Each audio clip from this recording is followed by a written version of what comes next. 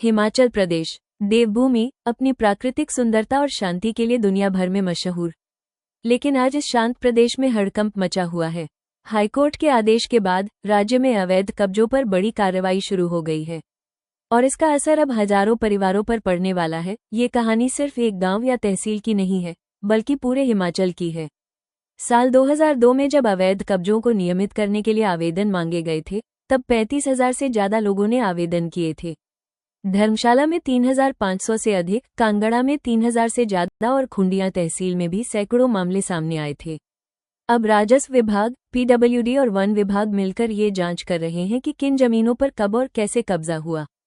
हर गांव में हलचल है और लोग अपने घरों को लेकर चिंतित हैं।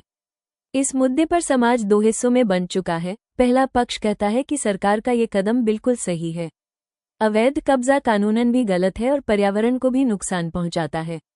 अगर अभी कदम नहीं उठाया गया तो आने वाली पीढ़ियों के लिए हिमाचल की हरियाली सिर्फ याद बनकर रह जाएगी। कई राजनीतिक विशेषज्ञ और पर्यावरणविद भी इस कदम की सराहना कर रहे हैं। वहीं दूसरा पक्ष इस फैसले से सहमत नहीं है। उनका मानना है कि देश की आज़ादी के समय आबादी तब 35 करोड़ थी, जो अब 150 करोड़ हो गई है। लोगों को अपना जीवन यापन करने और घर चलाने के लिए थोड़ी बहुत खेती करने के लिए कुछ छूट देनी चाहिए।